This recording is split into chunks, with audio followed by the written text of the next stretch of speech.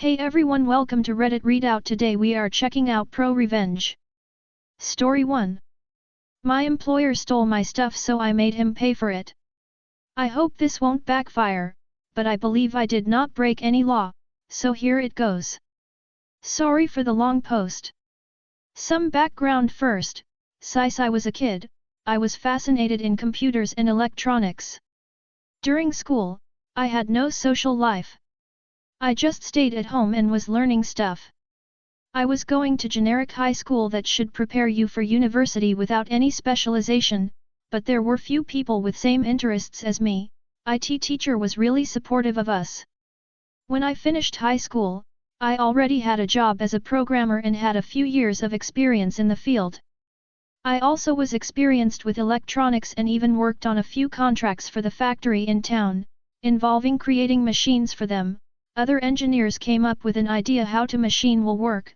My job was to put their motors, sensor, wire it up and write program for the PLC to control it. I moved to a big city and started university, so I lost my programming job in my city. I was looking for a part-time job, while living of my parents' support. Things changed when my friend got an escape game voucher for 5 people for his birthday and took me with him. The escape game had cool magic stuff, like you placed objects in a shelf and all pictures in the room fall of the walls, etc. While we were there to solve puzzles, I was mostly interested in these magic things, making theories about how they made them and thinking how I would do it. When the game was over, I saw for a moment their technical room, and at this point I was like, I want to work here. I sent them my CV, and as I was overqualified for this job, I was accepted after first interview. I was young, naive, and stupid, so they just used me.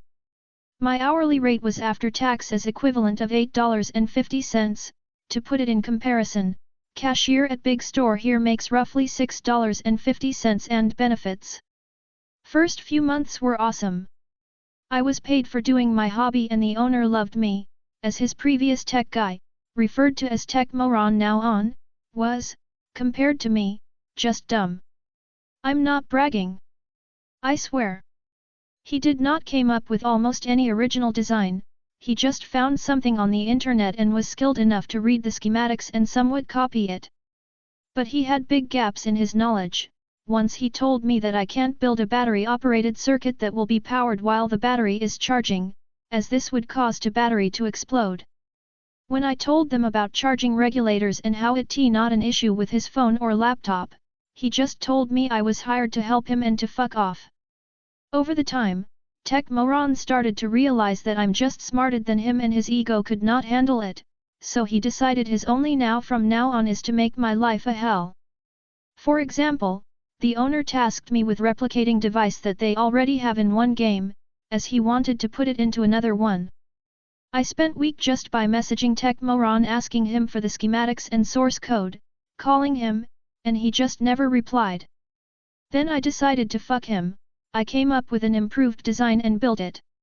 When I was shoving it at the next meeting to the owner, who was very happy with it, Tech Moron just yelled at me for not using his design and wasting time on reinventing wheel. After some time, the owner realized what was going on and hired another tech guy, Tech Senior from now on, but he cannot fire Tech Moron, as he had all important source codes and designs at his laptop, and because of bad contract, it was not property of the escape game company. Little did we know, that in the future, he will not hand over most of the designs and codes and we will end up rewriting that from scratch. The company was also franchising. We just took a game we already had running, made an exact copy, and installed it in another location. We then provided support, while they were paying us license fees, usually a small percentage of their profits. The owner was a typical manager, who thought 9 women can deliver a baby in a month. And it showed as the company grew. Eventually Tech Senior was made my boss as he had much more experience in electronics, while I was more oriented on programming and on-site support for game masters if something broke. We didn't give a fuck about Tech Moron, as at this point, he just showed up once a month, did almost no work, criticized all we already did and had working and went home. Things were going really well, so we hired few electronics student to help us. The building department, which was making props, like special wooden table that we could hide our magic into, also grew. Things were looking really good, until one meeting about new franchise client. The owner told us what he needs. We, tech guys, talked to props guys, went over all the requirements and told him we need 10 weeks for it. Well, 8, but we always accounted for shit going sideways, as this date will be on the contract. Usual stuff in healthy company. Next week, next meeting. He told us that the client does not want to wait and he put 5 weeks in the contract. His reasoning was we are doing the same stuff as before and now have more people, so it will go faster. We worked hard. Like really hard. There were weeks when I just went home for 8 hours to take shower and sleep for a bit, then went back to the workshop to work on stuff. It was hard, but we managed to finish in time, and I got some sweet money in overtime. But this was a mistake. Now we showed him that what he wants is possible. So the next contract went over the exact same deadline shit. More overtime.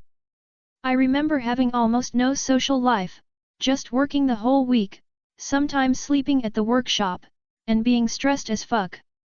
Then, every Friday I just went to a pub with a few friends, totally wasted myself to relieve the stress, and slept through the whole weekend. Then comes a Monday and we start over. Eventually I went from I love this job to I don't give a fuck, and I wasn't the only one. Our performance dropped and we started missing deadlines. Did the owner accounted for it in the contracts? No. Repetition makes perfection, this time you can do it faster was his reasoning. And he just kept signing more and more contracts, dumping the shit on us. I remember the one meeting when he asked us about status of Project D, as the deadline was next week. Well, we did not even started working on this, as we had our hands full with Project C, which was started later because we did not finished Projects A and B in time. This is how far it went. Deposits from new contracts were used to pay fines for old contracts.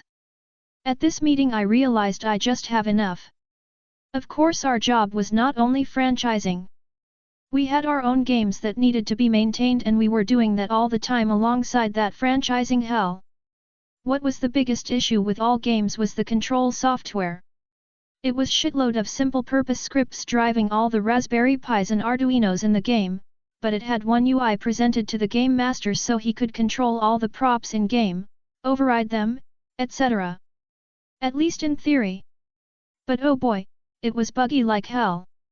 Sometimes not working at all, sometimes you wanted to shine light on object to give the players a hint but instead it opened doors to the next level, etc. It was no universal, simple requests required massive changes, lots of overrides were not implemented correctly. One day, the owner finally agreed to my demands and allowed me to rewrite all of that. It took me few months, but I created universal engine that could handle all the shit game designers were asking us to do, was easy to expand, had error protection and recovery tasks. Now, if one prop stopped responding, you just opened the debug page and clicked restart.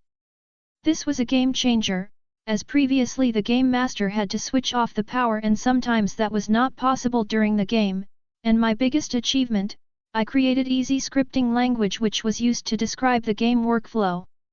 The game master now had a shitload of working controls and option to interrupt predefined tasks and change the flow, but that barely happened, as the game was now almost automatic and he was there just to give hints. I was not comfortable running this software on the Raspberry Pi that was there for the previous control, and I wanted a better hardware for that. My request was always denied by the owner, but the game's manager wanted the new software working ASAP. To this point, we were always just testing it from my laptop, so I decided to lend them few PC. Some time ago, friend from a big corporate pulled a shitload of Dell Optiplex workstations from eScrap. They were working fine, had Intel i5 CPU, 8 gigs of RAM, decent onboard graphics, DisplayPort, USB 3.0, fully working computer. You could buy them refurbished for about $200. The company just had no use for them and nobody wanted to go overselling them, so they just dumped them. I had stack of 20 of them at home, just collecting dust. I took few of them to my work, and the boss agreed we will settle it later, so I just emailed him list of all of my HW that was used in the games, 5 PCs, some Wi-Fi routers, old tables, some monitors and other stuff I had collected mostly from e-waste, fixed it, and had no use for it. Of course I did not told them I got that for free and was expecting them to pay me for it. Fast forward, I was fed up with the franchising deadlines and got few job offers that made me realize my real price and that I was abused young kid in his 20s, working for almost nothing. But I was waiting. In the next month, my software was deployed in the remaining games. Tech Moron was out of the picture for few months now.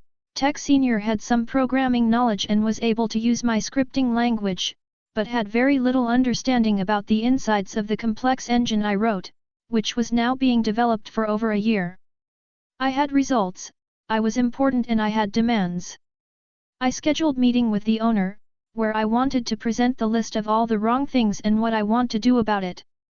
It all came to a single argument: I'm not happy here but you need me, so you will fix these issues and give me a raise, or I'm leaving. And I will stand my ground. Recruiter from a big IT company I wanted to work for messaged me on LinkedIn few weeks prior and I already went on the interview, so I had an escape plan prepared. The future looked bright and I was ready to make it happen. The day of the meeting came up. I was in a good mood until there was a nasty accident in the workshop. I don't want to post any details, as this would identify me in a second, but this even is important. I, being the youngest one here, not even responsible for the mess, was tasked with cleaning it up. I had an argument with the workshop manager about me being a programmer and not a radioactive waste cleaning lady, but in the end, I just broke and started cleaning. Halfway through it, almost vomiting from the smell, I just snapped. None of this would happen in a decent IT company. I went to my office, packed my stuff, and just sat there just playing games, waiting for the owner. When he showed up, I told him about all the issues. He argued at some, but when we got to the end, I just told him that today was the last straw and that I'm leaving right now. I was employed as an independent contractor so they could save some money on taxes and my contract had nothing about my time there. I just told him that I will send him download link for all the files I have, as the contract stated that they are owned by the company. He begged me to stay for one more month, as they were behind on many deadlines. I just said I will think about it and left. On my way home, I called the recruiter and told him I accept the job and can start next month. Next day, I just made a big archive of about 150 GB of files, backups, etc. that I had, uploaded it to my server and emailed the link to the owner and Tech Senior. I then spent the next 2 weeks in bed, watching Netflix and ignoring calls. For the last week, I showed up to help clear up some things, hand over my projects, asked about the computers and other stuff I lent them, he told they will pay for it, and then left. I was lucky as hell. The next month, the corona happened, and month later, they were forced to close all games by government, making their income go almost zero overnight. This I believe was the reason they never paid me for my stuff. Even I repeatedly asked until I got tired of it. Time went by, until few weeks ago, when I saw the Tech Senior was looking for a new job. I messaged him and we talked. He told me that they survived by doing private events for companies, until they could open again month ago. All the other tech guys except him were let go, but he managed. Until he got into an argument with the owner. He did not told me much details. The owner wanted something either impossible, or expensive as fuck. When he presented cheap alternative, the owner just snapped Ed and fired him on the spot. He tried to reason with him about not firing him until he can teach his successor, and find a new job in the meantime, but he was fired on spot. Week later, I got a call from the owner. He hired the younger tech guys he fired during COVID and wanted me to come and answer their questions, mostly about the engine I wrote. I agreed, but as we were planning the meeting, I was suspecting he just wants me to do it for free. When I brought up the hourly rate, he just told me we will solve that later, hang up, and never called again. The day of the meeting came, I was waiting in my car outside the workshop, waiting if he will call where am I, but he did not.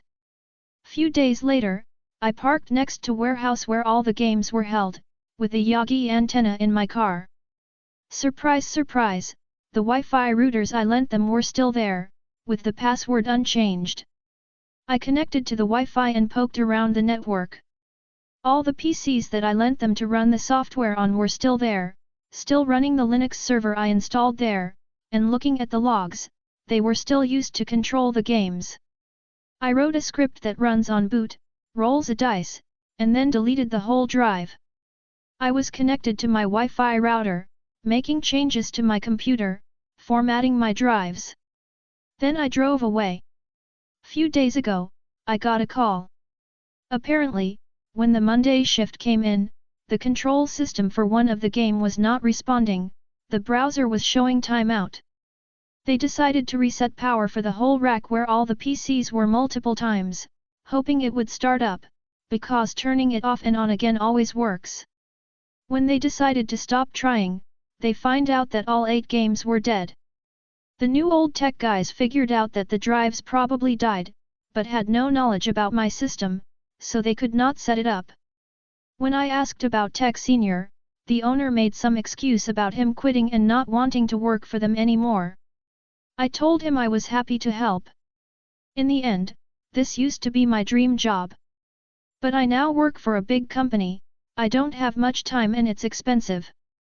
I can come over to set it up, but my hourly rate now is $150. He talked me down to $100, which was still about twice as much as I make now. When I arrived, I checked the PCs, pulled out the email I sent him year ago and told him that these serial numbers match these on the labels, and told him I'm happy to find my lost stuff, took first PC and took it to my car. We had an argument, I told him that I'm either taking all that stuff, or he is paying me something over $2,400, he wanted to call police, but I had the proof this equipment was mine. He eventually agreed, and I got to work.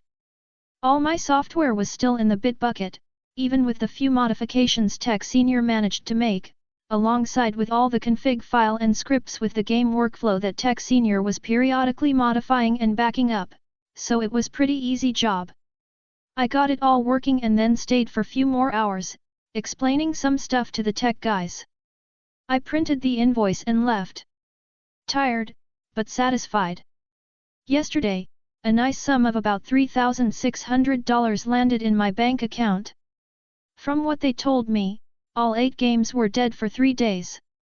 Each game costs between $80 and $120, takes 1 hour to finish and half an hour is needed for preparation, so there are 12 slots every day, averaging on $9,600 income per day when fully booked. This is of course just the income, profit after paying all the rent, wages, electricity, consumables used in games, etc. is much lower, but I don't know how much. Before Corona, about 80% of slots was booked during week and 100% during weekends. I just like to think I made him lost 23,000s, not counting the angry customers which were forced to reschedule, dollars just because he was a jerk. If he paid me for my stuff or did not fire his only tech guy, none of this would have happened. Dr. My boss was a jerk, made us work insane overtime and did not pay me for equipment I agreed to sell to him, then fired everybody who knew how his business was running. I then decided to take over my equipment he stole, halting his business and costing him thousands. That's all for today. Please don't forget to like and subscribe.